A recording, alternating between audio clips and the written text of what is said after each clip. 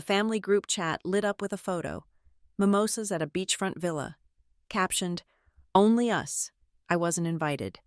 3 minutes later, a private text from my mother. "Sign the beach house over to me.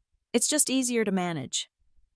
I looked out my misty city window, opened the safe, and pulled out the thick envelope I'd prepared last storm season. They thought I was sentimental. They didn't know my job is turning people who underestimate me into minority shareholders in their own lives. My name is Nora Vale. I am 33 years old, and my world is built on concrete, steel, and verifiable data. My office is a glass box suspended 50 stories above a city that never sleeps, a place where emotion is a liability and strategy is the only currency that matters. The centerpiece of my domain is not a sprawling mahogany desk, but a wall-sized, backlit map of the Alder Isle coastline, a complex tapestry of property lines, topographical data, and zoning regulations. It's my current project, my obsession. I live here, in the cold, hard facts. The buzz started as a low hum against the polished granite of my conference table. My personal phone. The screen lit up with a notification from a group chat I'd long since silenced, but whose digital ghost still managed to haunt me. Family First. The name itself was a masterpiece of irony, crafted by my mother, Lorna, a woman who believed family was an institution you owned, not one you belonged to. I ignored it. The documents in front of me demanded my full attention. The final asset valuation for a corporate acquisition that would consolidate nearly a third of Alder Isle's luxury rental market under our control. My project, my win. The numbers were clean, the projections solid. Everything was in its place. The phone buzzed again, and again, a rapid-fire succession of notifications. Curiosity, that vestigial organ of human weakness, got the better of me. I swiped the screen open. The photos hit me like a series of small, sharp blows. There they were. The Family First contingent, splashed across the sun-drenched deck of a villa in Glassmere Bay. My mother, Lorna. Her smile as wide and shallow as a tide pool. A mimosa held aloft in a perfectly manicured hand. My stepfather, Grant. His arm possessively around her, wearing a pastel polo shirt that screamed, "I own a boat," and my half-brother, Tyler, 26, and perpetually on the verge of a brilliant career he never quite started, grinning at the camera with the unearned confidence of a lottery winner. The backdrop was painfully beautiful. The turquoise water, the cloudless sky, the white balustrade of the villa, a tableau of familial bliss. Underneath the latest picture, a professionally posed group shot, was Tyler's caption, "Living the dream, only us." Only us. The words were a clean, precise cut, not an oversight, a statement. I was not there. I was not us. I was here, in my glass box, ensuring the foundations of their leisurely world remained solid. While they toasted their exclusivity 1,000 miles away, I felt the familiar cold prickle, not of hurt, but of confirmation. It was always like this. I was the engine room. They were the passengers on the Lido deck. I closed the chat, the smiling faces vanishing into the digital ether. The silence in my office felt heavier now. The hum of the city below seemed distant. My focus on the valuation report had been fractured. 3 minutes later, my phone lit up again, not the group chat, a private call, Lorna. I let it ring 3 times, a small, petty game of control. Then I answered, putting it on speaker. Nora Vale. My voice was flat, professional, my work voice. "Nora, darling, I hope we're not interrupting anything important." Her voice was syrupy sweet, the kind she used when she was about to ask for something she knew she had no right to. "I'm at the office. Mother?" "Of course you are. Always working. My practical girl." The compliment was barbed, as always. "Listen, darling, we were all just talking about Greywater Cove. It's so lovely, but it's such a burden for you to manage all the way from the city." My gaze drifted to the map on the wall, to the small, perfect curve of coastline marked Greywater Cove. My property, not a family asset, not a shared vacation spot. Mine, bought and paid for with the first significant bonus I ever earned, a brutal 7-figure reward for a hostile takeover I'd orchestrated 2 years ago. I managed just fine, I said. The air in the room felt suddenly chilled. Don't be difficult, Nora, she sighed, the sweetness evaporating. It's just sitting there, your father, Grant, and I think it's time you just signed it over to me, for the family. It's just easier to manage that way, for tax purposes and togetherness.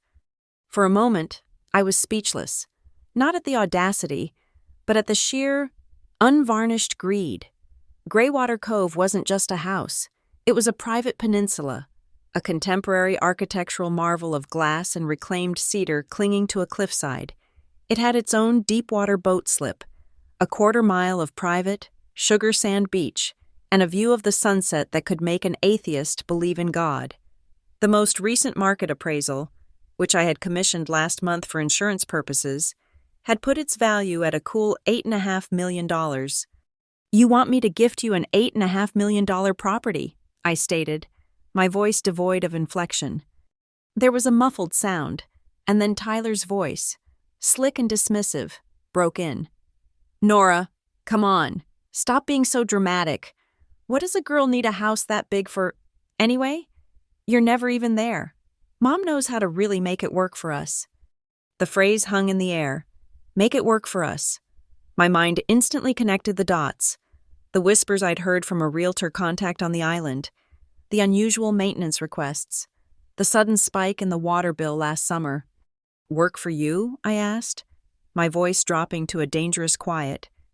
You mean by illegally subletting it for weekend parties and corporate retreats against every single HOA ordinance and the terms of my insurance policy? A beat of pure, incriminating silence on the other end of the line. It lasted for precisely 2.3 seconds. I counted. In that silence, I had my answer. They weren't just excluding me. They were exploiting me, risking my single greatest asset for their own petty cash flow. Lorna finally recovered, her voice tight with indignation. That is an outrageous accusation. We would never. We simply have guests, friends of the family. I see, I said. Before she could launch into a full-scale offensive of guilt and denial, my email pinged. The sender was Grant. The subject line, Greywater Deed, for your convenience. My blood ran cold. I double-clicked it open on my monitor. There it was. A perfectly drafted quitclaim deed, the legal instrument to surrender all rights to a property. My name was already typed in as the grantor. Lorna's name was the grantee. All it needed was my signature. Attached alongside it was a second PDF, a prepaid confirmation for a notary public appointment, scheduled for tomorrow afternoon, at a location 5 blocks from my office. They hadn't just asked. They had prepared the execution. They had booked the executioner. They had assumed my compliance was a foregone conclusion. The sheer, breathtaking arrogance of it was almost impressive. I see you've sent me some paperwork, I said into the phone, my eyes scanning the legal text. It was flawless. Grant, for all his faults, was a competent, if lazy, attorney. Just to make things easy, sweetie, Lorna chirped, sensing victory. Sign it, have it notarized, and FedEx it back. We'll take care of everything from there.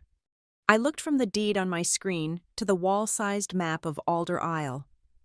I saw the small pinprick of light that was Greywater Cove, and I saw the larger, sprawling territory of North Shore Stays, the company I was in the final stages of acquiring, an acquisition that would make my company the dominant force in that exact market, the market Tyler and my mother were currently operating in, illegally, using my house as their base of operations. A slow, cold smile touched my lips.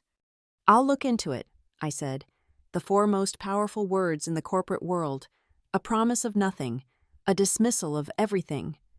What's to look into? It's simple. I hung up.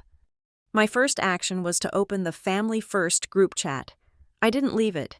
I muted it indefinitely and then archived it, banishing it from my site. My second action was to forward Grant's email to my personal attorney with a 1-line instruction. File this under attempted coercion. Do not act. Await instructions.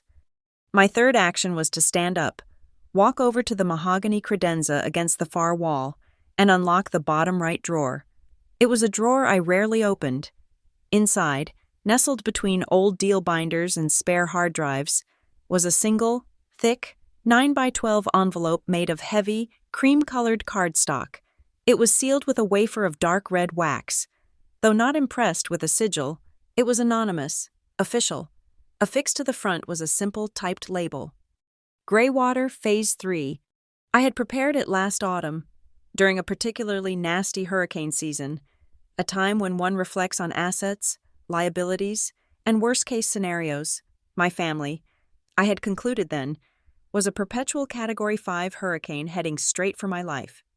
I ran my thumb over the crisp edge of the envelope. They thought this was a simple family matter, a question of sentiment and obligation. They thought they were dealing with their quiet, workaholic daughter. They had no idea they had just declared war on a strategist who had spent her entire adult life dismantling empires far larger and more powerful than their petty cabal. My eyes went back to the calendar on my desk. Every meeting, every deadline was etched in my memory. The most important one was circled in red.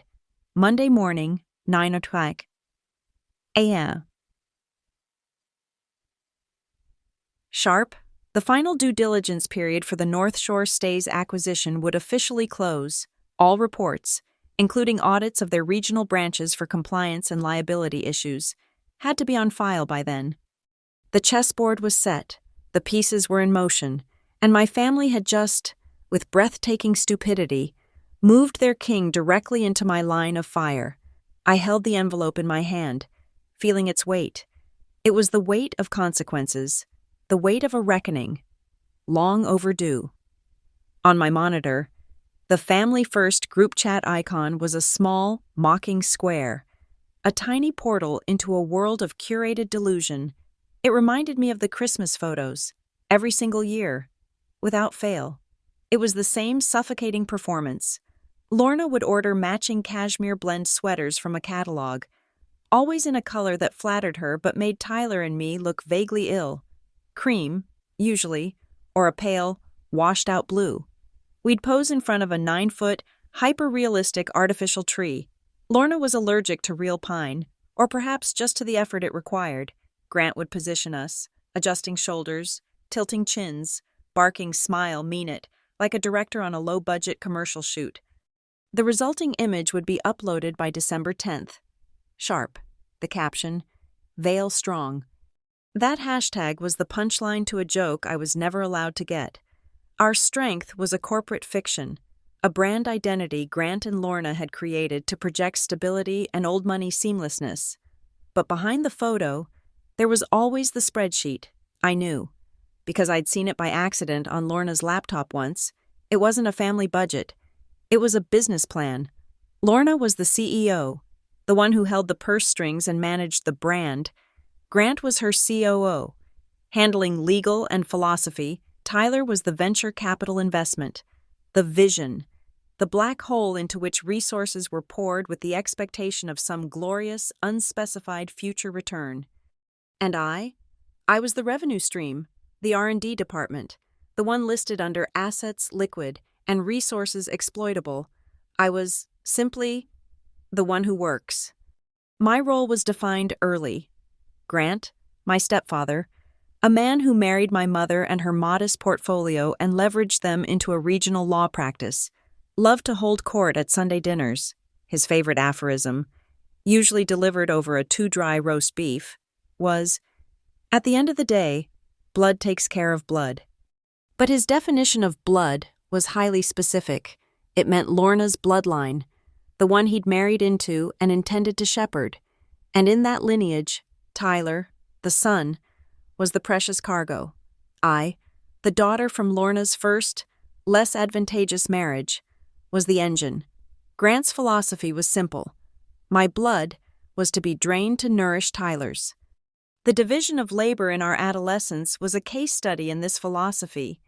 When I was 16 and the dishwasher's intake valve failed, I was the one who spent 3 hours on a grimy linoleum floor with a wrench and a YouTube tutorial. "You're so practical, Nora, such a capable girl," Lorna had cooed.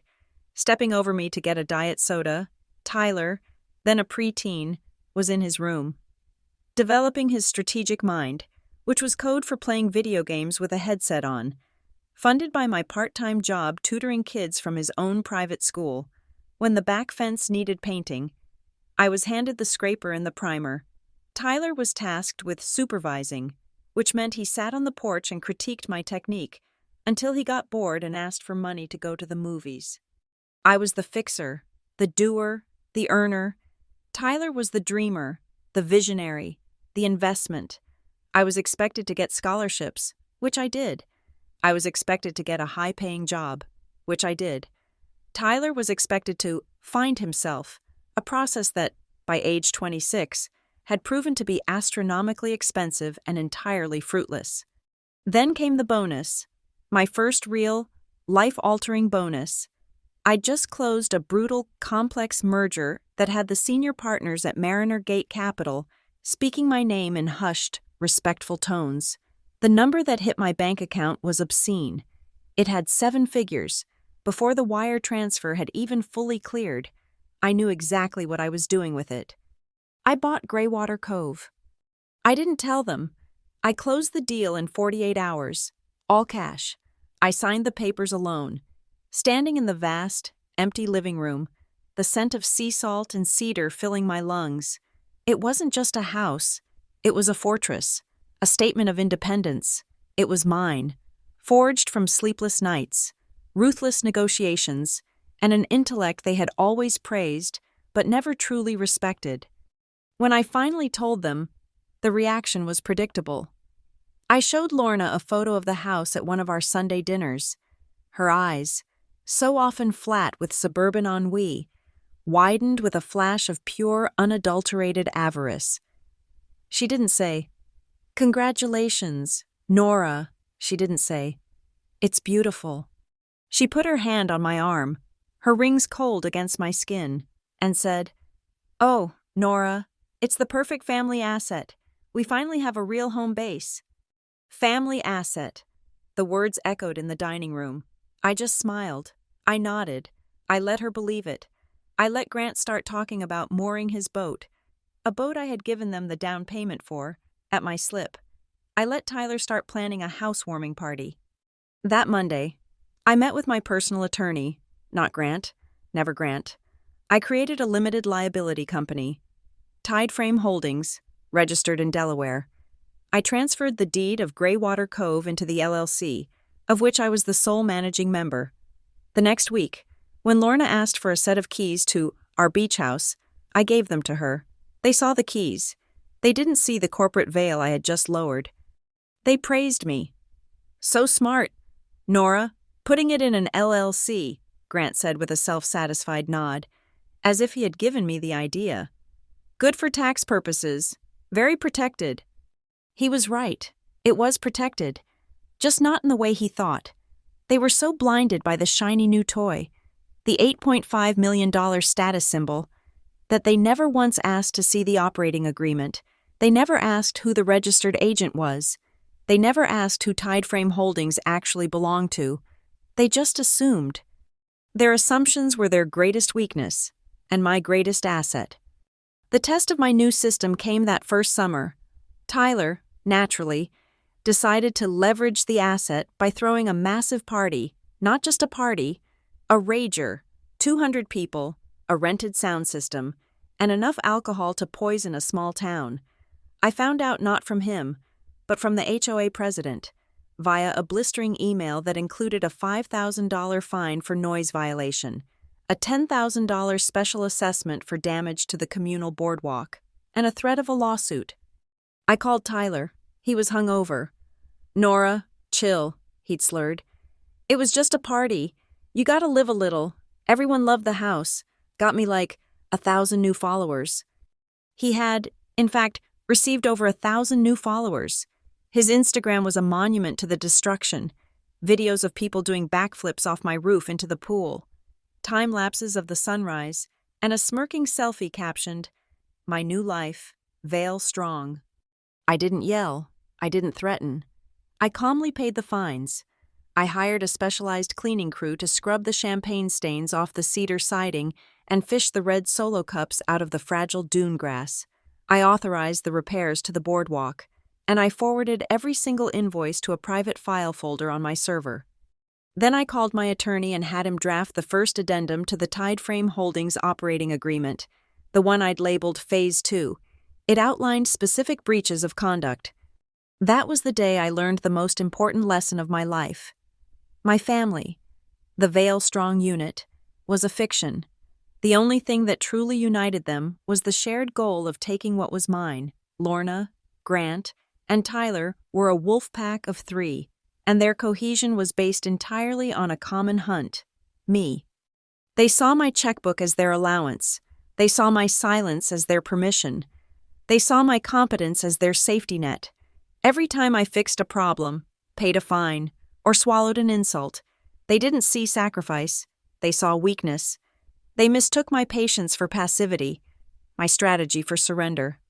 And now, with their vacation photos and their pre-filled quitclaim deed, they had made their final, fatal miscalculation. They believed, after all these years, that I was still the girl on the kitchen floor with a wrench, the girl who would just fix the mess and ask for nothing in return. They had no idea that the girl with the wrench had grown up, and she now owned the whole damn utility company. The quitclaim deed Grant had sent was a child's drawing of a fortress. My legal structure for Greywater Cove was a blueprint for a nuclear bunker. He had brought a knife to a drone strike. What my family never understood, what they were congenitally incapable of grasping, is that in my world, the real power isn't in the asset itself, the house, the stock, the company. It's in the paper. It's in the fine print, the covenants, the bylaws, the jurisdictional clauses that no one ever reads. I had read them. In fact, I had written them. Greywater Cove, on paper, was not one property, it was 2. When I purchased it, I had my attorneys perform a lot line adjustment, a simple but crucial piece of legal surgery. The first parcel, Lot A, comprised the house itself, the manicured grounds, and the coveted quarter-mile of private beach. This was the showpiece, the glamorous asset. Lot A was the sole property of Tideframe Holdings, LLC, a simple, robust corporate shield. The second parcel, Lot B, was the secret. It was a 5-acre strip of dense, old-growth maritime forest that acted as a natural windbreak and privacy screen for the house. More importantly, it contained the only legal access road from the main street to the property. It also, crucially, contained the land upon which the deepwater boat slip was built. Lot B was not owned by the LLC. It was owned by a separate, irrevocable entity called the Seabright Trust. This was the architecture of my fortress. An LLC can be challenged, its members pressured, its assets targeted in a lawsuit. But a land trust is a different animal. It is a ghost. Its primary purpose is anonymity and absolute control. The operating agreement of the Seabright Trust, a document thicker than a novel, had one central, unchangeable clause. Any change in the use, access, or ownership status of the trust's property required the original wet ink signature of the founding grantor. I was the founding grantor. This structure created a legal kill switch. Even if Lorna somehow managed to wrestle control of the LLC, a legal impossibility, but a scenario I had nonetheless wargamed. She would own a house she couldn't legally access by car, and a boat she couldn't legally moor. She would own the castle, but I would own the moat and the drawbridge. The deed Grant sent me was for Lot A. He didn't even know Lot B existed. Then there was the boat slip. It wasn't just a dock. It was a private, non-commercial deep-water easement. When I purchased the property, I had my lawyers file an updated covenant with the county clerk's office.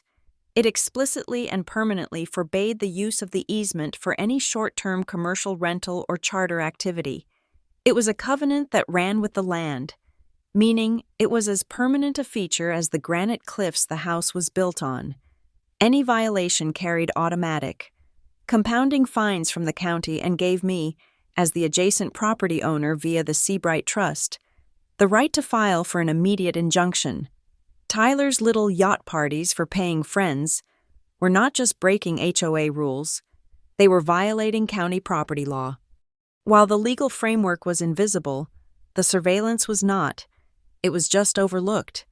The front door had a state-of-the-art doorbell camera. Yes, but they thought of it as a convenience. They didn't know it archived high-definition, time-stamped video and audio to a secure cloud server, a server to which only I had the credentials. They didn't know I could, from my desk in the city, listen to every conversation on my front porch. The dock was even more secure. I'd had an electrician install a commercial-grade, marine-rated camera system disguised as a weather station. It had sentry mode, constantly scanning for motion. It had recorded every single unauthorized guest who had ever set foot on my dock, every bottle of champagne loaded onto a boat that wasn't mine, every cash-stuffed envelope Tyler had palmed in the shadow of the boathouse. Next came the insurance. This was the part that could elevate their actions from civil infractions to criminal ones. I carried a multi-million-dollar flood and liability policy on Greywater Cove. Before signing, I had my lawyers negotiate a custom rider. It was a simple clause, buried on page 34. It stipulated that any gathering of more than 12 non-resident individuals on the property had to be reported to the insurer at least 72 hours in advance for a liability assessment. Failure to do so would be considered a material misrepresentation and concealment of risk. Grounds for immediate policy cancellation and, potentially, an investigation for insurance fraud. I had cross-referenced the Sentry Mode footage from the dock with the doorbell camera logs. Last summer alone, I had documented 3 separate events that breached this clause, with guest lists ranging from 50 to over 200. Then there was the money. A year ago, Lorna had insisted on setting up a joint maintenance and upkeep account for the house. To make things easier, she'd said, I can pay the gardener and the pool guy for you. I agreed. I allowed her to be a signatory on an account that I funded with a generous quarterly deposit. What she didn't know was that I received detailed monthly statements, and that my bookkeeper ran an analysis on every single withdrawal. The account was supposed to be for verifiable expenses, yet the tax records, which I'd just reviewed, showed a fascinating pattern. Thousands of dollars withdrawn via ATM or transferred to Lorna's personal accounts, with no corresponding invoices. Over $30,000 in the last fiscal year alone. It wasn't a maintenance fund, it was her personal slush fund, and it was, by every legal definition, embezzlement. All of this brought me back to the envelope in my desk drawer. Greywater, Phase 3. It was a meticulously assembled package of mutually assured destruction. Its first component was a simple, legally binding notice. It informed Lorna, Grant, and Tyler that, effective immediately, management of Tideframe Holdings, LLC, and all its assets, namely Greywater Cove, was being transferred to a third-party luxury property management firm, a firm known for its ruthless efficiency and zero-tolerance policy for owner interference. The notice made it clear. Their keys would be deactivated, the locks would be changed, and any attempt to access the property would be treated as trespassing. The second document was a letter from my attorney. It was a formal, legally airtight revocation of any and all previously granted permissions, whether written, verbal, or implied, that allowed Lorna Vale to act on my behalf in any capacity regarding my financial or real estate holdings. This included the maintenance account, which the letter stated would be frozen pending a full audit. It was the legal equivalent of changing all the passwords to my life and turning on two-factor authentication. The third item was small, black, and cold to the touch. It was a USB flash drive. On it, I had compiled 3 folders, each labeled with a date from the previous summer. Inside each folder were video files from the doorbell and dock cameras. The clips were edited for maximum impact. Tyler clearly accepting cash from a group of men in polo shirts.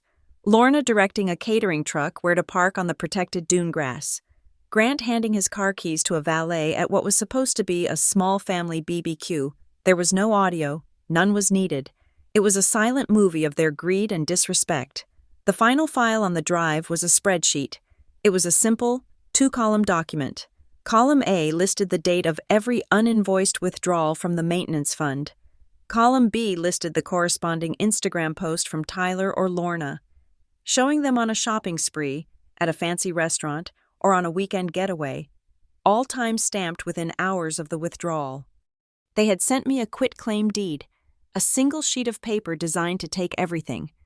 I had an envelope containing a legal, financial, and digital record of their every transgression, a dossier that would not only stop them, but would expose them to the full force of the legal, financial, and social consequences they had, for so long, managed to avoid. They thought this was about a house.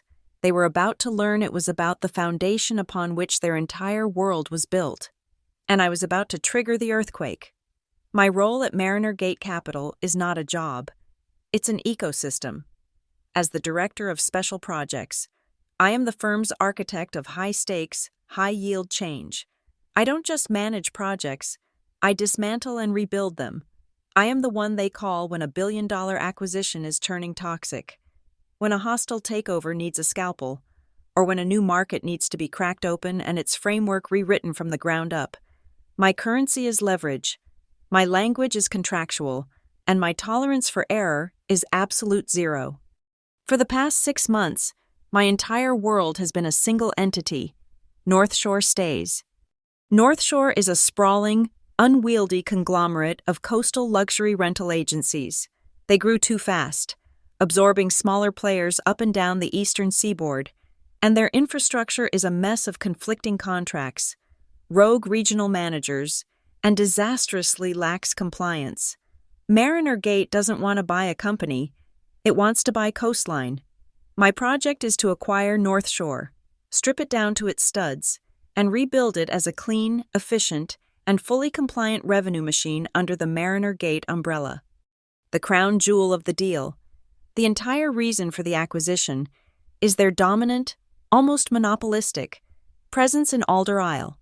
This includes the pristine, high-value coastline that contains Greywater Cove. And that is where I drew the line, because I knew that market, I knew its vulnerabilities, I knew the kind of people who operated in the shadows. 6 weeks ago, I personally authored the central addendum to the acquisition agreement, the Mariner Coastal Ethics and Safety Mandate. It was a brutal, ironclad set of rules. It mandated strict adherence to all local HOA bylaws and zoning laws. It imposed catastrophic financial penalties for any undisclosed, non-compliant short-term rentals. It established a zero-tolerance policy for any activity that could jeopardize an owner's insurance or the community's legal standing. This mandate wasn't just corporate fluff. It was the new operating system for the entire company. It was designed to clean house, stabilize assets, and protect the firm's multi-billion-dollar investment from the exact kind of small-time grifters who were currently infesting the market. People, as it turned out, exactly like my half-brother, Tyler. Tyler, in his infinite, preening arrogance, had been dropping hints for weeks. He was playing in the big leagues now. He was consulting. His texts, which I usually ignored, were full of it. 2 weeks ago, a blurry photo of him on a boat, holding a bottle of champagne, captioned, "Just locked in a sweet new partnership with the North Shore guys at Alder. They love my event model. Big things coming." The North Shore guys at Alder? My breath had caught in my chest. He couldn't possibly be that stupid. The North Shore guys at Alder was not some independent franchise. It was the North Shore Stays Alder Isle Regional Branch, Office 3B, the very branch that my due diligence team had flagged 3 weeks prior for significant accounting irregularities and potential non-compliance with local ordinances. The branch manager, a man named Henderson, had been stonewalling my auditors, claiming his local partner agreements were sensitive and protected by privacy clauses. He was trying to hide his off-book cash flow before the new owners took over and saw the rot. Tyler wasn't a partner. He was a liability. He was the rot. He was using my house, Greywater Cove, as the primary asset for his illegal event model, and he was in business with the very company I was in the process of auditing and acquiring. My brother, the visionary, had mistaken a target of a corporate takeover for a legitimate business opportunity. He had, in effect, set up his lemonade stand in the middle of a demilitarized zone, blissfully unaware of the tactical strike I had already ordered. I had my team escalate the requests. I didn't want vague assurances. I wanted the documents.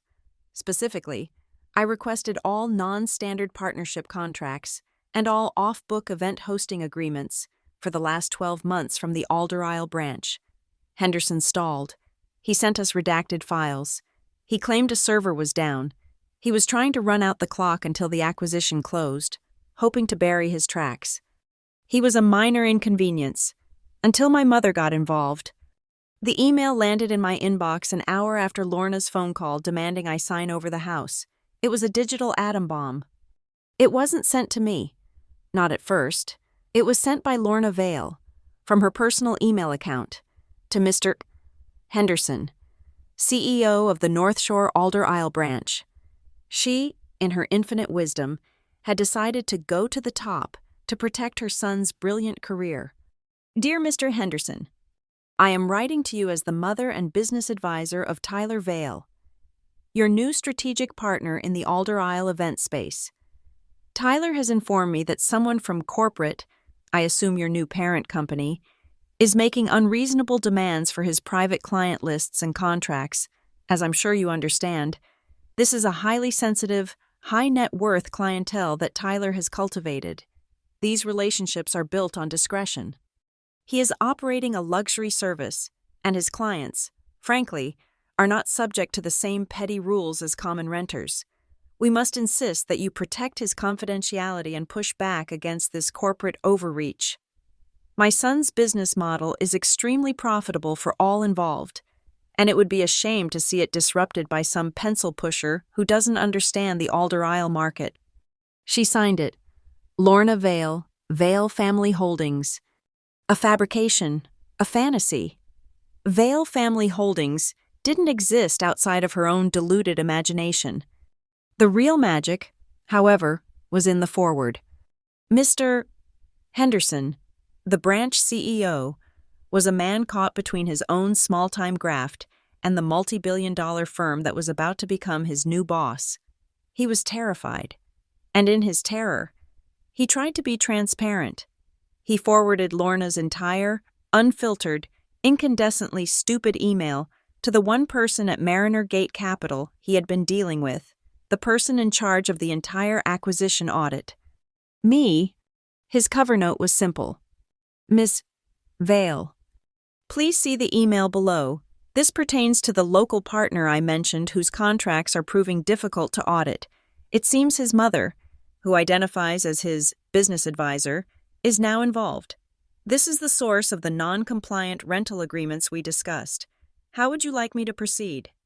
Regards, D. Henderson. I stared at the screen. The air in my office felt like it had been vacuumed out. The two separate, parallel wars of my life, the domestic and the corporate, had just converged with the force of a particle collision. They had done it, Lorna and Tyler, in a single, arrogant, breathtakingly idiotic email, had confessed, in writing, to running an illegal rental business, confirmed that this business was in direct violation of the local ordinances I was auditing for, admitted to concealing contracts from my due diligence team, created a massive, multi-million-dollar conflict of interest, and delivered this confession directly to the Director of Special Projects at Mariner Gate Capital, the chief architect of the entire deal. They had brought their petty family theft into my boardroom. They thought they were sending a strongly worded letter to a middle manager. They had no idea they had just handed the loaded gun, their own fingerprints all over it, to their executioner. My fingers moved across the keyboard. I didn't reply to Henderson. I didn't need to. His fate, and the fate of his branch, was sealed. Instead, I opened a new directive, addressed to the Mariner Gate General Counsel and the head of our forensic auditing team. Subject: urgent, North Shore Stays acquisition. Alder Isle Branch, 3B. immediate on-site audit and asset freeze. I wrote, "New evidence has confirmed willful noncompliance and material misrepresentation at the Alder Isle branch, originating from an undisclosed third-party partnership. This partnership represents a significant, immediate liability to the acquisition and a direct breach of the coastal ethics mandate." I didn't name Tyler. I didn't name Lorna. I didn't name Greywater Cove. I didn't have to. The off-book contracts would do that for me. I signed the order. It was no longer a polite request for documents.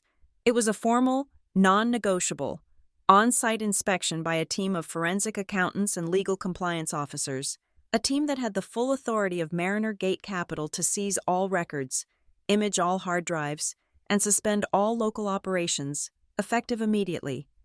I looked at my calendar. The final due diligence reports were due to the board at 10 a.m. on Monday. The quitclaim deed my family sent was notarized for tomorrow. They expected me to be defeated, to be signing over my house, just as my corporate world was closing in on them. I scheduled the audit, not tomorrow, not at their earliest convenience. I set the time for 9 a.m. Monday. The family chessboard and the corporate chessboard were no longer separate. They had overlapped and merged. My family had been playing checkers, moving pieces around on a tiny domestic board, thinking they were clever. They didn't realize they were on my board, a three-dimensional map where I wrote the rules, and where every move they just made had triggered a trap. The knife they thought they were holding to my throat was, in fact, a boomerang, and it was already on its way back. The order for the 9 a.m. audit was signed and digitally dispatched. That was the corporate weapon, aimed and locked. Now, I turned to the personal one.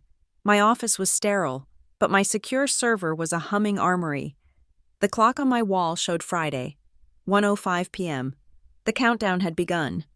I opened the first folder, labeled Community, the first rivet. The file was LCK Affidavit PDF. Mrs. Elsie Kramer, my neighbor to the west at Greywater Cove, was a retired appellate court judge with a spine of steel, an immaculate rose garden, and a deep, abiding hatred for anyone who disrupted the peace of Alder Isle. She was not a gossip. She was a meticulously reliable witness. I had met with her 2 months ago, not as a panicked homeowner, but as a fellow property stakeholder. I presented her with my own security logs. She presented me with her personal notes. Her affidavit, which I had her sign and notarize, was a masterpiece of judicial clarity. It detailed, with precise dates and times, the 3 occasions she had personally called the Alder Isle Police. July 14th, 11:32 p.m., report of excessive noise, public intoxication, and suspected underage drinking at 44 Greywater Cove. Police dispatched.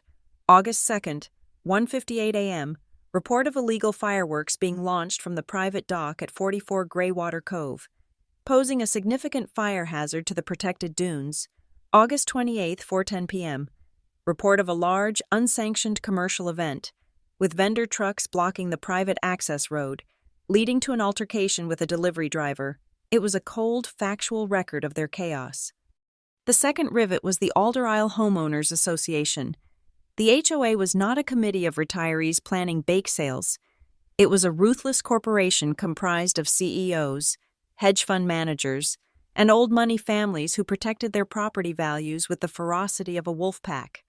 Mrs. K. Kramer's third call had triggered their nuclear option. I opened HOA Final Warning PDF. It was a letter sent to Tideframe Holdings via certified mail. I had picked it up myself. The language was not polite. Be advised that any subsequent violation of Article 7, Section 4, Prohibition of Commercial Use and Nuisance Conduct, will result in the maximum allowable financial penalty, $25,000, a lien being placed against the property, and the public posting of the violation, including the property address and owner of record, at the community gates and in the annual circular. Public shaming, in a community built on the illusion of quiet, old-world prestige. This was the equivalent of a social execution. They hadn't just risked my money, they had risked my name. The third rivet was the insurance policy. I had forwarded the HOA's final warning to my insurance broker, feigning shock and asking for counsel. The response was predictable and swift. A letter from the underwriting department, threatening immediate cancellation. We must remind you that your policy expressly forbids undisclosed commercial activity. Failure to disclose this material risk may render your policy null and void. We strongly advise you to confirm that all such activity has ceased, as any claim arising from an undisclosed commercial event could be investigated as insurance fraud. This was the trifecta: the neighbor, the HOA, the insurer, a three-pronged legal cage built from their own recklessness. But this was all circumstantial. I needed the intent. I needed the mens rea. I opened the surveillance archive. The cloud server was brimming with high-definition files from the doorbell and the dock's Sentry Mode camera. I didn't need to hunt. I had already tagged the relevant clips. File: Tyler Cash Pickup Garage, MP4. Timestamp: July 15th, 1:02 p.m., the day after the first police call. They thought the garage side door was a blind spot. It wasn't. The footage was grainy but clear. Tyler, wearing his ridiculous mirrored sunglasses, leaning against the doorframe, a man in a white chef's jacket, part of a catering team for one of the illegal parties, walked up. He handed Tyler a thick, white, unaddressed envelope. Tyler didn't look inside. He didn't count it. He just folded it once and slipped it into the back pocket of his swim trunks, patting the man on the shoulder. It was a cash transaction. Captured, time-stamped, and saved. The final piece of personal evidence was the most damning. It wasn't a video. It was a text message. From my mother. After I had received the HOA's final warning, I forwarded it to her without comment. Just the attached PDF. Her reply had sealed her fate. It read, "Nora, you need to handle this. Just pay the fine and make it go away. Don't be difficult. It is very important that you keep these little rentals quiet so that the family has a place to play and Tyler has his income. Don't be selfish and ruin this for everyone." It was all there. Handle this. Keep these little rentals quiet. Tyler has his income. It was not a request. It was a command, a direct, written instruction from my mother to conceal a breach of contract, ignore an HOA violation, and continue to abet an insurance-defrauding criminal enterprise. It was the linchpin. My fingers were steady as I moved from defense to offense. I compiled everything into a single, password-protected zip file. Elsie's affidavit, the HOA warning, the insurance letter, the 45-second clip of Tyler, and the screenshot of Lorna's text. I named the file Supplemental Due Diligence Alder Isle 3B. This file was not for my family, and it was for my company. I opened my corporate email client. I composed a new message. The recipient list was small and precise. The General Counsel of Mariner Gate Capital, the Chief Compliance Officer of Mariner Gate Capital, and the acting head of the legal department at North Shore Stays. The subject line: Urgent, Supplemental Due Diligence, Conflict of Interest and Material Liability, Alder Isle Branch, 3B. The body of the email was clinical. Please find attached a supplemental evidence package related to the previously undisclosed local partner operating out of the North Shore Alder Isle branch. This partner has been identified as Tyler Vale. The evidence confirms active, willful noncompliance with HOA bylaws, county ordinances, and insurance policies. It also confirms that the branch manager, Mr. Henderson, was aware of this activity and was actively concealing it from this audit. This represents a significant, immediate legal and financial liability to the acquisition. Full disclosure: Tyler Vale is my half-brother. The primary asset he has been using for this illegal activity, 44 Greywater Cove, is my personal property, held under my LLC, which he and his associates have been using without my consent or knowledge. I am the primary victim of this fraud, and am cooperating fully. This was the masterstroke. By disclosing my relationship, I was inoculating myself. I wasn't a co-conspirator. I was the first and most credible whistleblower. I was turning my own conflict of interest into the company's most powerful weapon. I was setting the narrative. I did not hit send, I hit schedule send. I set the delivery time for 8:45 a.m. Monday, 15 minutes before my audit team was scheduled to walk through the doors of the Alder Isle branch. My next scheduled email was to my own HR department at Mariner Gate, flagging Lorna's original email to Henderson, requesting immediate investigation into an external party, Lorna Vale, for attempting to leverage a familial relationship to pressure and interfere with a corporate audit, by 9:05 a.m. Monday, Tyler and Lorna wouldn't just be compliance problems, they would be flagged as security threats to Mariner Gate Capital. Their names would be on an internal blacklist before they even finished their first cup of coffee. The digital trap was set, now, for the physical. As if the universe was conspiring to prove their incompetence. A notification lit up my personal phone, Instagram. My stepfather, Grant, had just posted a new video from their vacation. He was on his boat, the Lorna's Way 2. The boat I'd paid the down payment on as a family gift. He was giving a blurry, sun-drenched tour. "Just living the Vale-strong life," he narrated, his voice slurring slightly. He panned over the mimosas, the turquoise water, and then lingered on the boat's console. "Got all the essentials right here, ready to go." And there, hanging on a brass hook next to the ignition key, was a small, black, electronic key fob. Engraved on it was the Greywater Cove address, my spare key, the emergency key, the one I had given Grant, in case the pipes burst and I'm out of the country. He was 1,000 miles away, bragging about his leisure, while broadcasting a complete breach of my property's security to his 400 followers. I didn't get angry. I simply picked up my desk phone.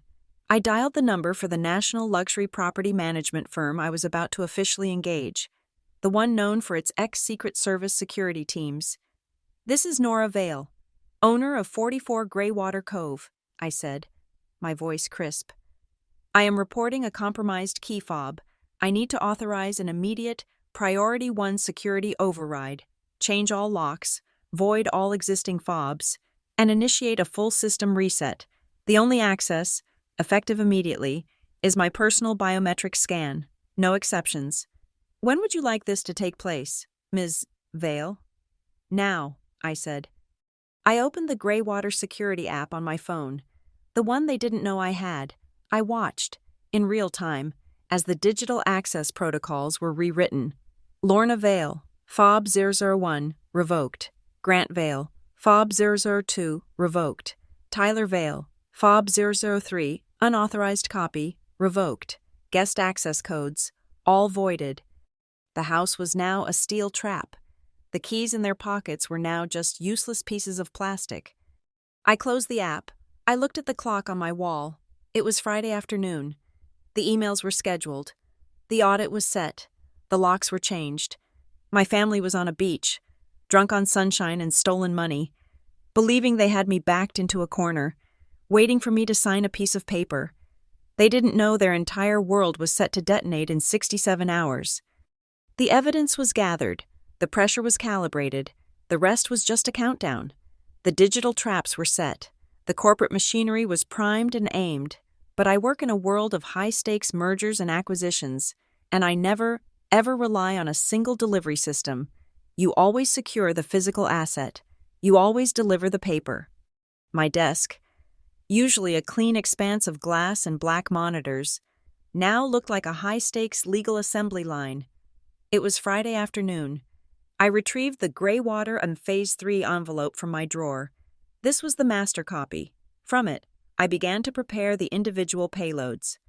I took 5 heavy, 9x12 envelopes, the same cream-colored, ministerial cardstock as the original. They were stiff, imposing. They felt like subpoenas. The first was for Lorna. I slid in a certified copy of the Tide Frame Holdings, LLC operating agreement, on the cover page. I had taken a red pen and circled the signatory line. Nora Vale, sole managing member. I included the full itemized audit of the maintenance fund, showing the $30,450 in 2019 in unreconciled withdrawals, followed by the printout of the spreadsheet cross-referencing her cash withdrawals with her social media posts. I added the formal, notarized revocation of her power of attorney and her signatory rights on all my accounts. I included the screenshot of her text message, "Keep these little rentals quiet." And then, I added the final document. It was titled, Addendum E, Irrevocable Asset Transfer and Grantor's Life Estate Agreement. It was a brutal piece of legal artwork. It was a binding agreement that, when signed, would trigger the immediate dissolution of Tide Frame Holdings, LLC, and the simultaneous transfer of its sole asset, the house at 44 Greywater Cove, directly into the ironclad Seabright Trust, the same trust that already owned the land, the access road, and the boat slip. It was a consolidation, a unification of my fortress.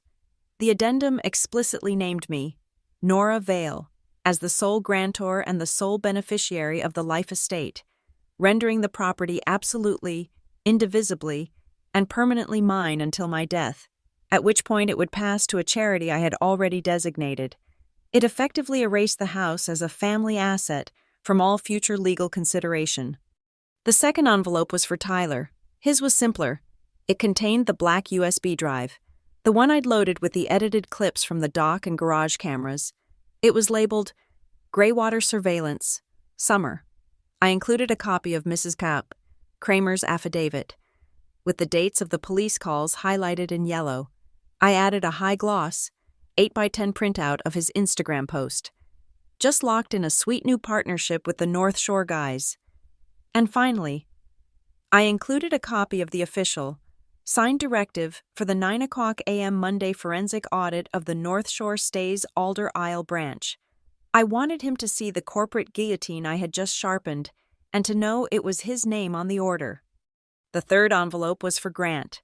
I enclosed the color screenshot from his own Instagram video, a perfect clear shot of my compromised key fob hanging on his boat's console. Behind it, I placed the paid invoice from the national security firm, itemizing the $4,800 charge for the Emergency Priority 1 security override and rekeying of Greywater Cove. I included the HOA's final warning letter, and as a final petty flourish, I added the quitclaim deed he had sent me. I had printed it out, scrawled "Rejected" across its face in the same red pen, and marked it Exhibit C. The fourth and fifth envelopes were for my allies, whether they knew it or not. One for the Alder Isle HOA, one for the General Counsel of North Shore Stays. They received identical packages, a courtesy copy of Elsie Kramer's affidavit, the HOA's own warning letter, to show I was a compliant owner, and the USB drive with the surveillance videos. My cover letter to the HOA was one of a deeply concerned fellow homeowner, offering evidence to help them protect community values. My letter to the North Shore GC was a physical hard copy redundancy of the digital bomb I had already scheduled, marked Confidential, Eyes Only, Re-Acquisition Liability. In the 3 family envelopes, I placed the most important document of all, a cover letter, printed on my personal, watermarked stationery. It was titled, Family Settlement and Non-Interference Agreement. It was not a request. It was an unconditional surrender, drafted by my attorney. It prohibited all 3 of them, Lorna, Grant, and Tyler, from ever contacting me about financial or property matters again. It banned them from setting foot on any property I owned, now or in the future. It forbade them from ever using the Vale name in any business capacity. It demanded full, joint, and several repayment of the $30,450 within 30 days, and it included, for Lorna, the signature page for Addendum E, the one that would sign Greywater Cove into the trust forever. The terms were non-negotiable. They were printed at the bottom of the page, under the heading Conditions. An e-sign packet of this agreement has been dispatched to your emails. You have until 9 a.m., Monday, October 20th, to sign and return all documents. Should you fail to meet this deadline, a second set of envelopes, containing the full unredacted contents of this package, including all video evidence of illegal activity, the surveillance footage of cash payments, and the full record of financial embezzlement will be delivered immediately to A. the entire Alder Isle HOA Board, B. the IRS Criminal Investigation Division, and C. the publisher of the Alder Isle Gazette. I sealed each heavy envelope with tamper-proof foil tape. I wasn't using the mail. I was using a premium courier, the kind that transports legal and biological materials, the kind that doesn't lose packages. I paid for priority overnight. Saturday a.m. delivery. I required a direct adult signature, no drop-offs, no leaving it with a concierge. I took out my phone and took a clear, time-stamped photograph of the 5 sealed envelopes, addressed and stamped with their tracking numbers, sitting on my desk, my alibi, my proof of dispatch. Then, I prepared one last envelope. This one was small, a standard white business envelope. It was addressed to a Ms. Diane Jeffries, the lead investigative producer for the Alder Isle Report, the highest-rated local morning talk show, a show that every single member of the Alder Isle HOA board, every real estate broker, and every local politician watched with their morning coffee. Inside, I didn't put my name. I didn't put evidence. I put a hook. It was a single sheet of paper, a tip from a concerned resident. It read, Ms. Jeffries, are you aware of a high-end, illegal party rental ring operating in Alder Isle's most exclusive neighborhoods?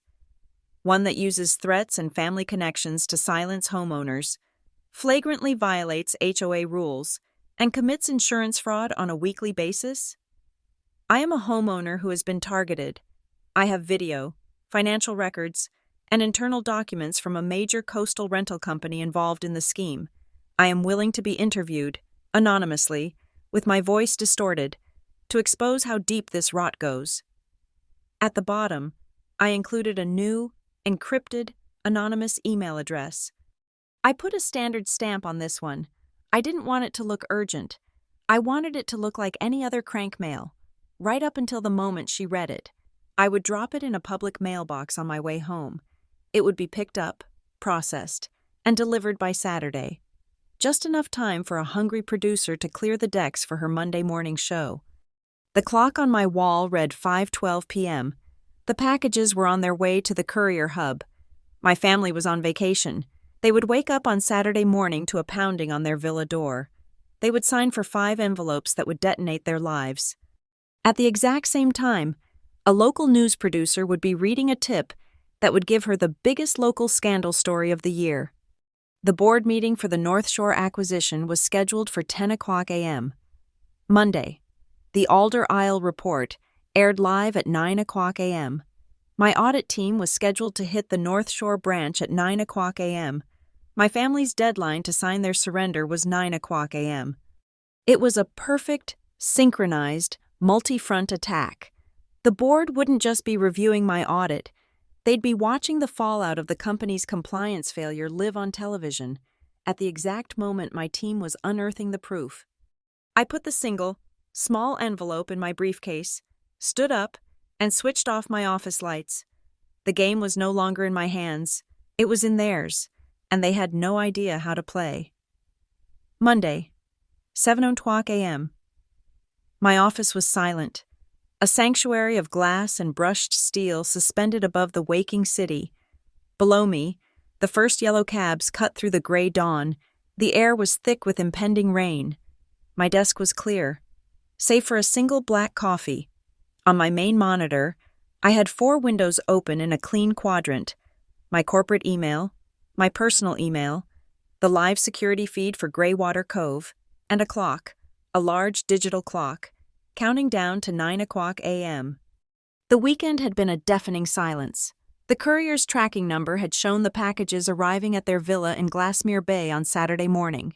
The signature confirmation had been pending for 48 hours. They had been sitting on the detonation codes, likely paralyzed, believing it was a bluff, trying to call Grant's legal buddies or formulate a counterattack. They were amateurs, used to emotional warfare, completely unequipped for a multi-front contractual assault. They were waiting. So I waited. I let them steep in their own panic for 2 days. At 7:12 a.m., the first notification flashed in the bottom corner of my screen. It was an email from the premium courier service. Subject: Tracking ID 771B. Final delivery confirmation. The body was simple. Package has been successfully delivered and signed for at 7:12 a.m. Eastern Standard Time. Signed by Lorna Vale. It wasn't the Saturday delivery I had paid for. That was interesting. They had dodged the courier for 2 days. They must have left their vacation villa and flown back overnight.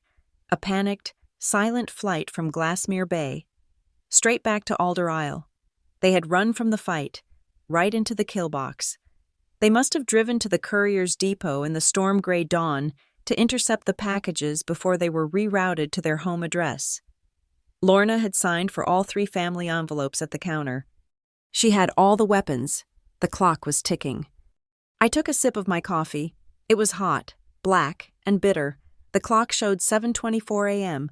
My personal phone, sitting dark on the desk, lit up. The caller ID. Lorna Vale. I let it ring once, twice. I picked it up. I did not say hello. Nora. Her voice was not the syrupy, manipulative coo. It was not the indignant screech I'd heard on the phone Friday. It was a low, ragged, breathless sound. The sound of pure, undiluted panic. Nora, what is this? What have you done? I looked out at the city traffic, a slow-moving river of red lights. I've protected my assets. Lorna. My voice was as flat and calm as the glass on my desk. This is insane. This is extortion. You can't do this to us. We're your family. The word family was a desperate grasp, a last-ditch appeal to a court that was no longer in session. You have my terms, I said. You have until 9 a.m. I suggest you read the documents very, very carefully, especially Addendum E. You're a monster. I'm a businesswoman, I replied. And you have 1 hour and 34 minutes left on the clock. I hung up. I didn't have time to register the call. A second notification. This time a text message on my personal phone. From Tyler. The digital bravado was still there, but it was shaky, laced with the same panic I'd heard in Lorna's voice. You fucking bitch. You think you're so smart. You can't scare me. You're going to destroy this whole family. Grant is going to sue you into the ground. You have no idea who you're messing with. I looked at the message. I considered the hours of footage I had of him palming cash in my garage. I considered the email chain he was now at the center of, the one that was about to cost my firm millions in liability if not handled.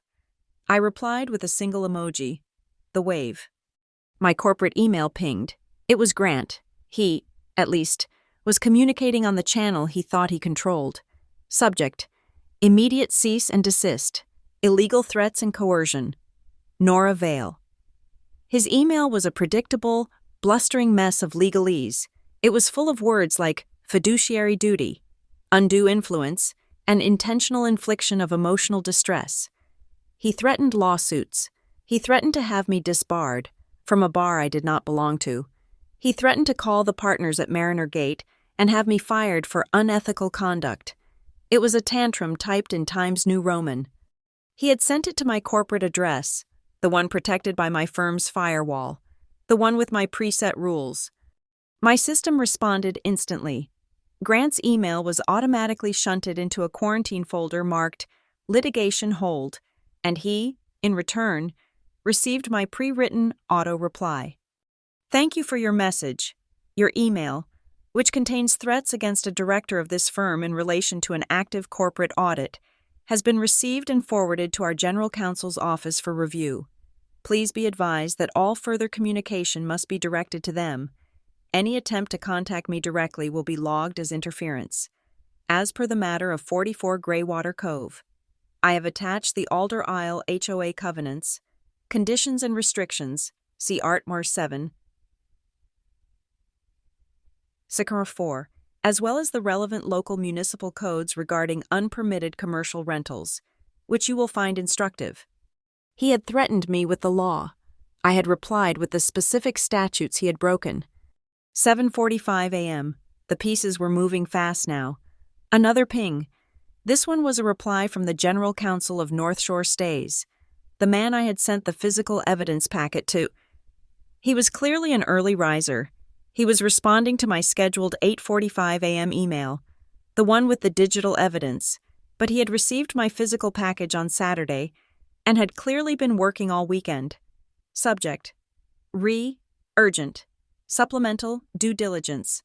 Alder Isle Branch, 3B. Ms. Vale, I am in receipt of both your digital and physical evidence packages. To say this is alarming is an understatement. We have opened a formal internal investigation. Mr. Henderson has been suspended, effective immediately, pending the results of your 9:00 a.m. audit. We are fully cooperating with Mariner Gate and will defer to your team's findings. We are preparing a full statement for the board. Thank you for your diligence and complete transparency in this matter.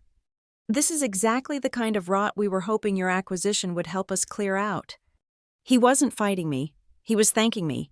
He was cutting off the diseased limb, Henderson and Tyler, to save the body. The corporate alliance was sealed. 7:51 a.m. A forwarded email. This one from the president of the Alder Isle HOA. He had forwarded my entire concerned homeowner letter and evidence package to the entire HOA board of directors. His note: all, please see attached. This is the evidence I mentioned regarding the ongoing situation at 44 Greywater Cove. It appears the owner, Ms. Vale, has been the victim of a sophisticated fraud by her own family. She has provided definitive proof. We will be holding an emergency session to vote on the lien and the public posting. Please review immediately.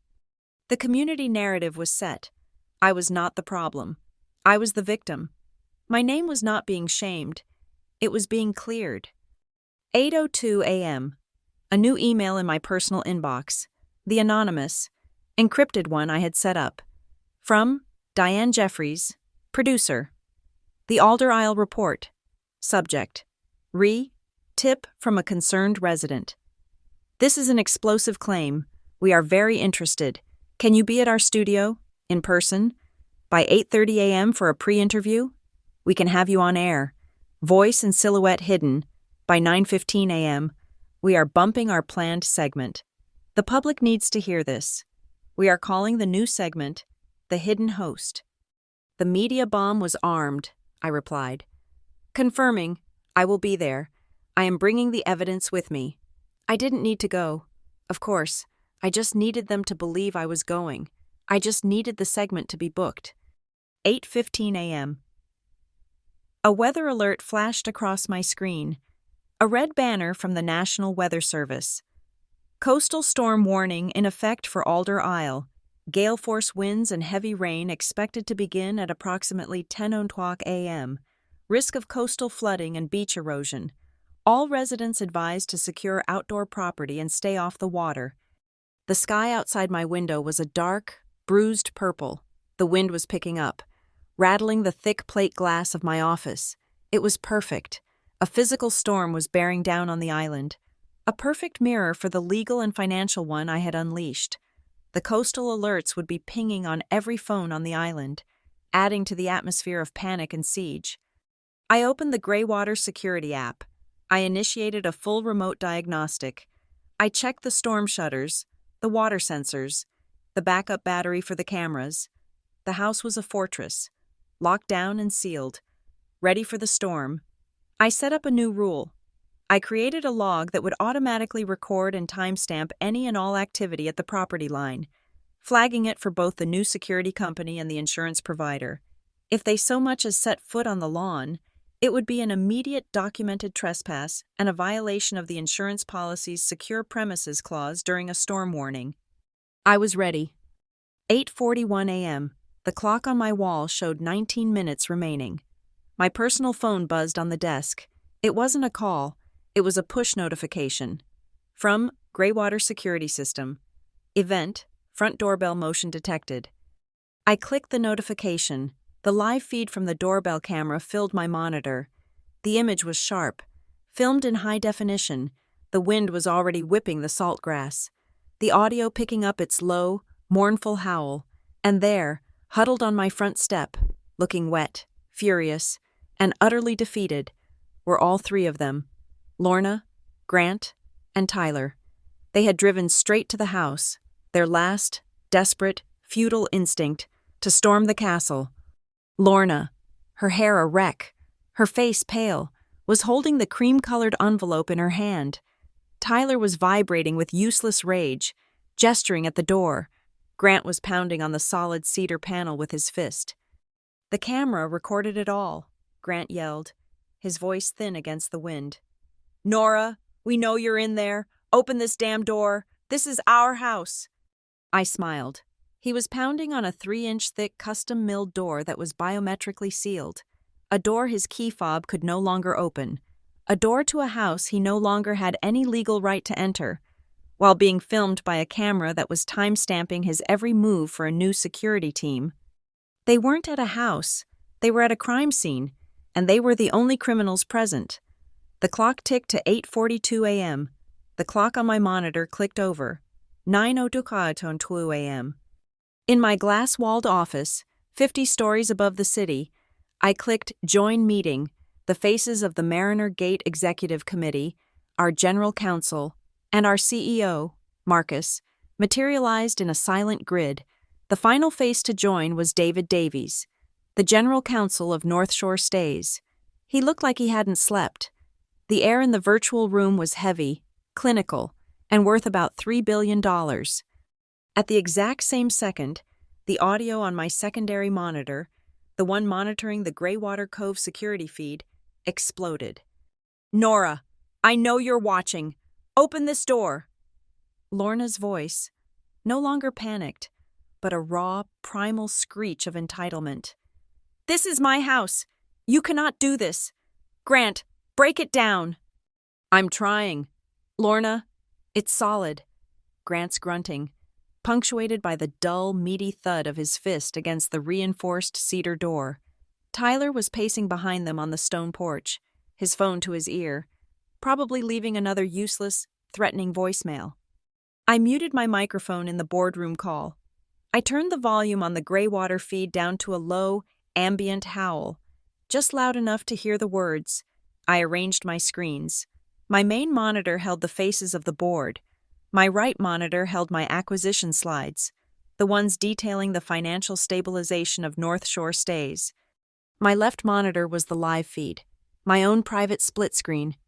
On the right, the pinnacle of corporate power. Silent, suited, analytical faces, ready to deploy billions based on my word. On the left, the raw, chaotic collapse of my family, wet, furious, and impotent, pounding on a door I had locked from 1,000 miles away. Marcus, my CEO, spoke first. His voice was calm. "Good morning, all. This is the final approval meeting for the North Shore acquisition. Nora, you have the floor. But before we begin, Mr. Davies has an urgent statement regarding the Alder Isle audit." David Davies leaned into his camera. He looked sick. "Thank you, Marcus. Ladies, gentlemen, in the interest of full transparency, I must report that at 08:45 a.m. this morning, I received a supplemental diligence package from Ms. Vale. Concurrently, our Alder Isle branch manager, Mr. Henderson, was served with a notice of a full forensic audit by Ms. Vale's team, which is commencing right now." I watched Grant slam his shoulder against my door. It didn't budge. He recoiled, clutching his arm. Davies continued, "The evidence confirms our worst fears: a rogue, undisclosed partnership, significant, willful noncompliance with local and state rental ordinances, systematic concealment of revenue, and, I'm afraid, evidence of what appears to be insurance fraud. This partner, a Mr. Tyler Vale, appears to be the center of this." And Marcus interrupted, his voice like ice. "We are aware that this individual is Ms. Vale's half-brother." All faces on the grid turned to me. I was the architect of the deal. I had just introduced a massive conflict of interest. It was the moment they would decide if I was a liability or an asset. I did not flinch. I let the silence hang for a beat. On my left screen, a new set of headlights cut through the driving rain. An Alder Isle HOA security truck, followed by an Alder Isle Police Department cruiser. They weren't moving fast. They were arriving with purpose. I unmuted my microphone. My voice cut through the silence. Marcus, directors, it is not complicated. It is a compliance issue. We are acquiring a coastline, not the problems attached to it. We clean the beach before we welcome guests. The tension in the virtual room broke. A few of the partners nodded. I had framed it in their language. It wasn't a family drama. It was a necessary purge. On the beach, the HOA official, a man named Blevins, and a uniformed police officer stepped out of their vehicles. They buttoned their rain slickers and walked slowly up my driveway. "Lorna Vale? Grant Vale?" the officer called out. His voice was loud, cutting through the wind and my family's yelling. Grant spun around, his face a mask of indignation. "About time. Officer, this is our house, and we are being illegally locked out by my stepdaughter." The officer didn't blink. "Sir, are you the owner of record?" "I am the attorney for the owner. This is a family matter." "Sir, we have a formal notice from the registered security firm for Tide Frame Holdings, LLC. Blevins, the HOA man, said, holding a laminated sheet. It states that you are not permitted on this property. They've provided us with this footage." He gestured to the doorbell camera they were all staring into. "Of you attempting to forcibly gain entry. This is a formal trespass warning. You have 60 seconds to vacate the premises." "Trespass?" Lorna shrieked. The word was so insulting, so fundamentally opposed to her worldview, that it staggered her. "This is my house. I have the papers." She ripped the heavy cream-colored envelope open again, the one she had signed for at 7:12 a.m. She fumbled through the contents, past the audits and the photos. She was looking for the quitclaim deed, the one she thought gave her power.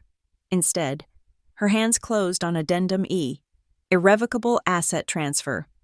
She read it, her lips moving silently. I watched her face go from red fury to a cold, ashen white. I watched the moment she understood.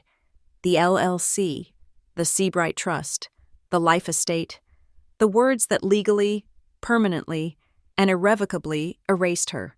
She wasn't just trespassing at my house. She was trespassing at my fortress, and I owned the land, the air, and the rock it was built on. Grant, seeing her collapse, snatched the other papers from her hand. He was still looking for an angle, a lawsuit. He didn't see the addendum. He saw the file marked Greywater Maintenance Fund, Audit. He saw the 2-column spreadsheet, Column A, ATM withdrawal, $2,500, 0619. Column B, Instagram post, Lorna Vale, Gucci, Rodeo Drive, 06-19. Column A, check cashed, $5,000. 0702. Column B, Instagram post, Tyler Vale, bottle service, Miami, 0703. He saw the line item for $30,450 in unreconciled funds. He saw the copies of his own bank transfers. He saw the legal definition of embezzlement, printed neatly at the bottom. Grant Vale, the blustering attorney, went utterly, devastatingly pale. He looked at the paper. He looked at the police officer. He looked at the camera. He said nothing. He had just realized his stepdaughter had delivered documented proof of his own financial crimes into the hands of a waiting police officer. It was 9:15 a.m. In the boardroom, one of the partners, a man who lived full-time in Alder Isle, suddenly looked down at his phone. "Good Lord," he whispered. "What is it, Jim?" Marcus asked. "The local news. The Alder Isle report." "Turn it on. Now." I anticipated this. I already had the browser window open. "Allow me," I said. I shared my screen, not my slides, the live feed of the local talk show. The host, Diane Jeffries, was leaning forward, her face grim. "We have an explosive, breaking story. We are calling it The Hidden Host." The screen cut to a black silhouette, a person sitting in shadow. The voice was digitally distorted, deep and robotic. They used my home, the voice said. They ran an illegal rental business. They threatened me, but they were connected. They told me they were working with North Shore Stays. In my boardroom feed, I watched David Davies, the North Shore GC, put his head in his hands. It was a public relations catastrophe, unfolding live, minutes before the acquisition vote. The distorted voice continued. They thought I was weak. They didn't know I was recording. I have the receipts. I have the videos of the cash payments. I have the internal emails. The talk show host turned back to the camera. We have been provided with copies of HOA warnings, insurance cancellation threats, and what appears to be a list of high-profile clients. This ring is not just a nuisance. It's a massive financial and legal liability that could affect property values across the island. On my left monitor, the beachfront feed. Lorna's phone rang. She stared at it, her hand shaking. She answered. What? No, that's a lie. It's slander. Mrs. Abernathy, don't you dare cancel the booking. Her phone beeped. Another call. She clicked over. Hello? What do you mean? Pulling the contract. The catering is booked. No, that woman on TV is a liar. It rang again and again, a cascade of incoming calls. Her partners, the other homeowners, the event planners, the entire fragile house of cards Tyler and Lorna had built on my foundation was collapsing, live, as the entire island watched. They're liars, Lorna screamed at the sky, at the pouring rain, at the impassive police officer. Tyler was just standing there, soaked, staring at the police car. He was finally, completely, out of moves. It was 9:27 a.m. In the boardroom, I stopped sharing the TV feed. I brought my acquisition slides back up. The screen glowed with clean, blue and white charts. As I was saying, I said, my voice perfectly level. The path to stabilizing the Alder Isle assets is now clear. The rogue elements are being purged, both internally and publicly. We will move to terminate all non-compliant contracts by noon. We will absorb their liabilities, void them, and replace them with our own ethics mandate. My team will be on the ground by Friday to assume full management. The cleanup is already handled. The asset is secure. Marcus, the CEO, looked at me. There was no sympathy in his eyes, only a cold, deep, professional respect. Proceed, he said. On my left screen, Lorna had dropped the papers. They were a wet, pulpy mess on the stone porch. She looked directly into the camera lens. She knew I was on the other side. Her face, ravaged by wind, rain, and sheer hatred, was a mask of defeat.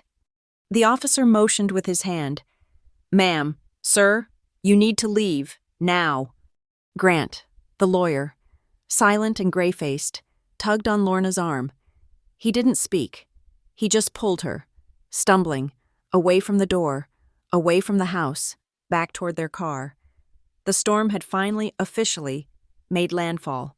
The wind and rain were a physical assault, a chaotic symphony to accompany the complete breakdown on my front porch.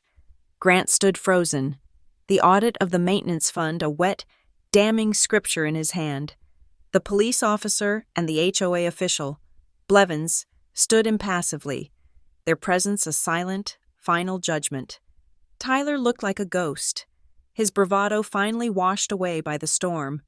Lorna was the one who moved. She stumbled forward, past her husband, past her son, until her face filled the frame of the doorbell camera. Her makeup was a disastrous ruin, mascara running in black rivers down her cheeks. The driving rain had plastered her hair to her skull. She was no longer the queen of her suburban court. She was just a wet, defeated woman staring into a lens. She knew I was on the other side. She leaned in. Her voice not a shout, but a conspiratorial, ragged whisper, a sound meant only for me, carried across 1,000 miles by a fiber optic thread. Nora, what do you want? The question was a shard of glass. It wasn't, what will it take? It was, what is your price? What do you want to make this all stop? I leaned forward in my silent, climate-controlled office. My boardroom call was on hold, the faces of the directors waiting patiently on my main screen. This was the true negotiation, the only one that mattered. I unmuted the two-way talk feature on the security app. My voice, calm and clear, would now issue from the small, unassuming doorbell next to her head. "The truth?"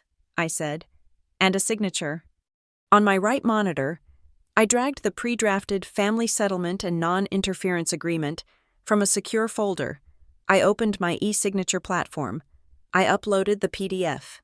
I tagged the signature lines, one for Lorna, one for Grant, one for Tyler. With 3 clicks, I dispatched the email. A notification flashed on my screen. Packet sent for signature. Lorna's phone, still clutched in her hand, buzzed. She looked down at it. She saw the subject line. "Action required. Please sign your family settlement agreement." "You will sign it." My voice continued from the doorbell, devoid of emotion. "All 3 of you. You will sign the non-interference clause. You will sign the repayment agreement for the $30,000 you stole.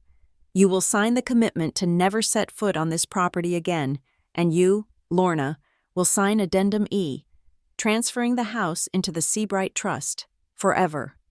I paused, letting the weight of the words sink in. "And there is a corporate component. Tyler, you will resign from your partnership with North Shore Stays, effective immediately. You will sign a commitment to never again involve yourself in any business related to Mariner Gate Capital or any of its subsidiaries. This is non-negotiable." "You can't do that." Tyler finally found his voice, a weak, reedy sound against the wind. "That's my deal. You can't just—" My corporate email pinged. It was from David Davies, the North Shore GC. He was clearly moving in parallel with me. Subject: Update: T. Vale Nora. Per our earlier conversation and the unfolding PR disaster, we have already made the decision. A formal notice of contract termination for cause has just been sent to Mr. Vale. We are also forwarding a notice to your audit team, confirming his immediate and permanent disassociation from our company. Consider it handled. I didn't even need to tell him. Tyler's fate was already sealed. On the porch, Blevins, the HOA official, stepped forward. He had been listening to the entire exchange. "And let me be clear," he said, his voice firm. "The HOA board has just voted. This is your final, official warning. Your family's guest privileges for this entire community are hereby revoked, permanently. Any further attempt to access this property will be met with immediate law enforcement intervention and the maximum possible fine. We are done." The walls were closing in from every direction. Corporate, legal, community. "Sign it!" My voice came from the door again. "You have until the clock on my screen reads 9:30 a.m. After that, the offer is withdrawn, and the full, unredacted evidence package goes to the IRS." That was the final blow. The IRS, the one entity Grant, as a lawyer, was truly terrified of. Lorna stared at her phone, her thumb hovering over the screen. She looked at the police officer. She looked at the HOA official.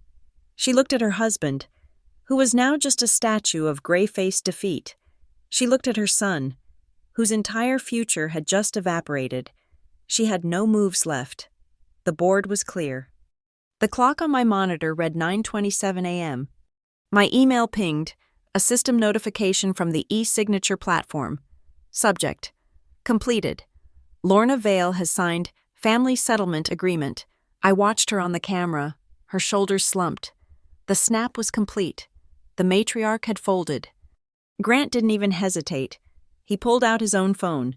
He was a creature of self-preservation. His career, his reputation, his freedom. It was all on the line. He knew this was the only way out.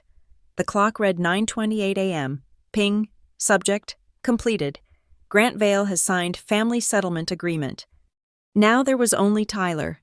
He stood there, soaked and shaking, looking from his mother to his stepfather, betrayed, abandoned. He was the visionary, the venture capital investment. and his board of directors had just voted to liquidate him. "Tyler," Grant said, his voice a low growl. "Sign the damn paper." Tyler fumbled with his phone. His hands were shaking so badly he could barely unlock it. I watched him tap the screen several times. The clock read 9:29 a.m. Ping, subject, completed. Tyler Vale has signed family settlement agreement. I received 3 consecutive emails, 3 digital gavels falling. The war was over. I had won. I minimized the email client. I brought the live feed to the full screen. The officer, who had been watching the entire drama unfold, now spoke. "There is one last matter," he said, looking at Grant. "The security company reported a compromised key fob. We've been asked to witness its return." It was the final humiliation, the physical act of surrender. Grant looked at Tyler. "Give it to him." Tyler's face was a ruin of disbelief and rage. He reached into the pocket of his wet designer jacket and pulled out the small black key fob, the one Grant had so proudly displayed on his boat. The key to the kingdom. He didn't hand it to the officer. He walked forward, his steps heavy, until he stood at the foot of the door. He looked into the camera lens, his eyes boring into me. He knew I was watching, with a final, convulsive gesture of defiance. He didn't place the key on the welcome mat.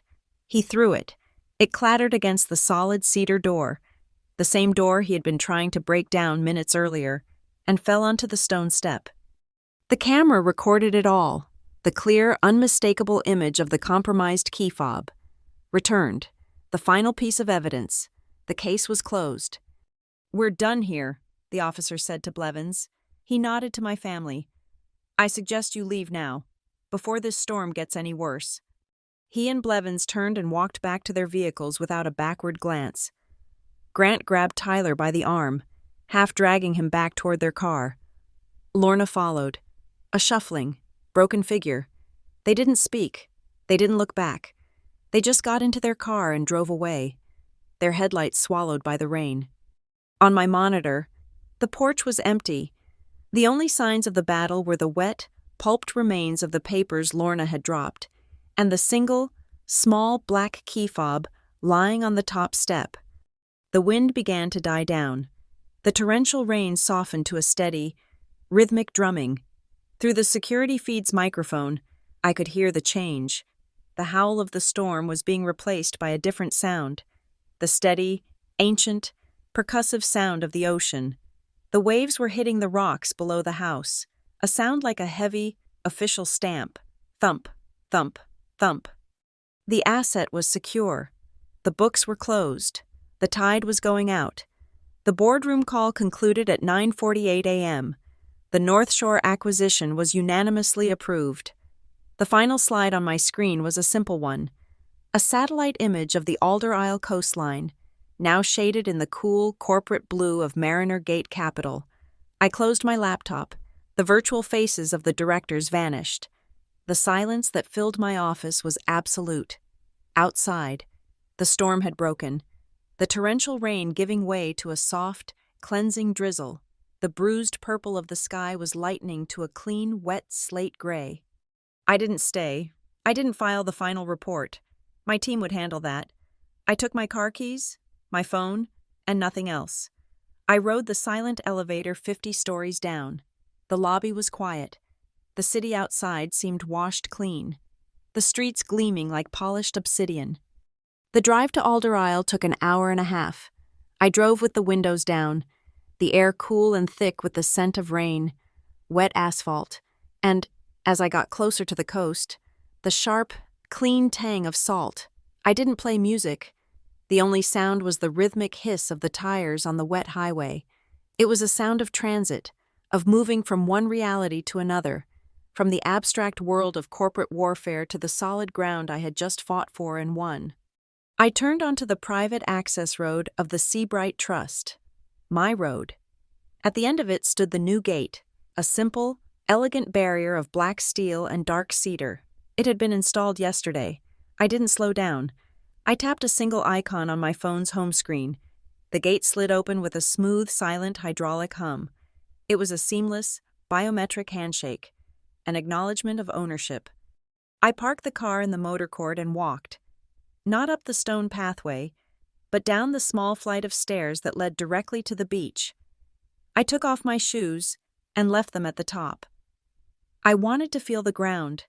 The sand was cold and damp, packed hard by the rain and the receding tide. Each step was a firm, grounding pressure.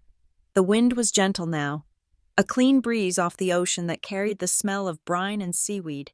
The chaos of the storm had passed, leaving a profound and resonant calm in its wake. I walked the length of my private beach, from the granite outcrop on the south end to the seagrass dunes to the north. I looked up at the house, my house, clinging to the cliffside.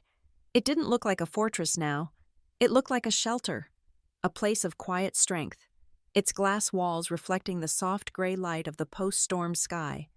Finally, I walked up the stone steps from the beach to the front porch. They were still there, the evidence of the morning's battle.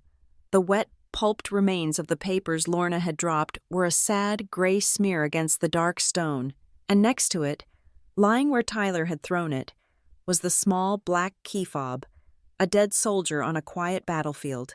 I didn't touch it. I didn't need to. It was no longer a key. It was just a piece of plastic, a symbol of a power they no longer held. I took out my phone.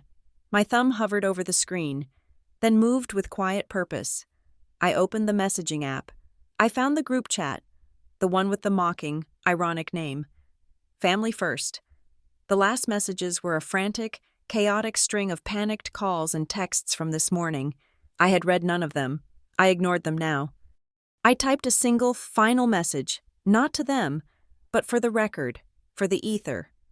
Family first, in honesty. I didn't wait for a reply. I didn't care if they saw it. I tapped Group Info, scrolled to the bottom, and pressed the red text. Leave group. A confirmation popped up. Are you sure you want to leave Family First?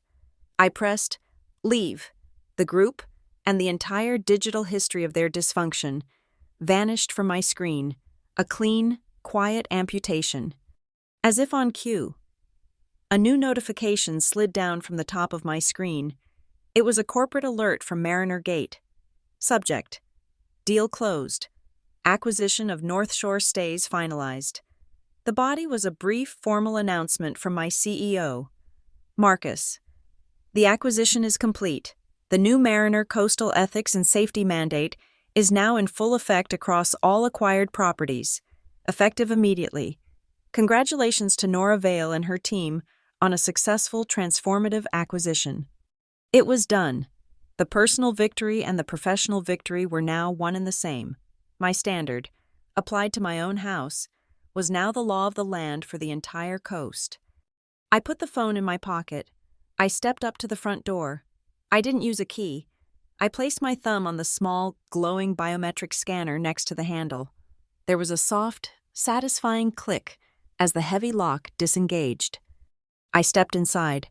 The house was cool and silent. The only sound was the distant, rhythmic crash of the waves against the rocks below. I closed the heavy door behind me, the sound echoing in the vast, open space. On the security panel by the door, a small red light was blinking, the indicator for the doorbell camera. I pressed and held the icon until the light went out. The eye was closed. The surveillance was over. I walked through the living room, my bare feet silent on the cool stone floor. The storm shutters were still down, casting the room in a dim gray twilight. I went to the main control panel on the wall and pressed the icon for the curtains. With a low, electric hum, the floor-to-ceiling drapes began to retract. Light flooded the room, not the harsh glare of the sun, but the soft, diffused, silvery light of a post-storm morning. It illuminated the dust motes dancing in the air. It gleamed off the clean, minimalist surfaces. It filled the space with a sense of peace, of clarity. There was no sense of celebration, no thrill of victory, just a quiet, profound sense of order restored. I went to the study, to the built-in safe, hidden behind a wood panel. I opened it. Inside, sitting alone, was the original, master envelope. Greywater, Phase 3, the weapon I had prepared, but in the end, had not needed to fully deploy. The threat had been enough. I took it out. It was heavy in my hands. The red wax seal was still unbroken. This was the record of their sins, the architecture of their downfall. I held it for a moment, then placed it back inside the safe. I didn't put it in a place of prominence. I just put it back. A file, closed and stored. I swung the heavy steel door shut. The tumblers fell into place with a gentle, final click. I walked back to the great room, to the wall of glass that overlooked the ocean. The tide was coming in. The waves, gray and white and powerful, rolled in from the horizon, crashing against the ancient, steadfast rocks at the base of the cliff, a timeless, relentless rhythm. I leaned forward until my forehead rested against the cool, thick plate glass. I closed my eyes. The sound of the waves filled my head. It was a sound of power, of permanence, of immovable boundaries. It was the sound of a line being drawn and held. The final thought formed in my mind, not with anger, not with triumph, but with the simple, stark clarity of a law of physics. Home is where the boundaries are clear. The end. Thank you so much for listening to my story. I'm so grateful to have you here, to keep our community growing. Please comment down below and let me know where you're listening from in the world. I'd love to hear your thoughts on Nora's journey. Don't forget to subscribe and like the video. And if you really want to support the channel, please hit that hype button. It helps more than you know and ensures these stories get heard by more people. Thank you again.